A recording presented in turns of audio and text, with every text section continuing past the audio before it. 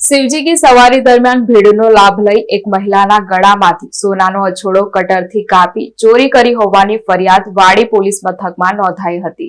જે ફરિયાદ આધારે વડોદરા શહેર ક્રાઇમ બ્રાન્ચની ટીમે હિંમતનગરથી આવેલ આ ટોળકીના 6 લોકોને ઝડપી પાડ્યા છે।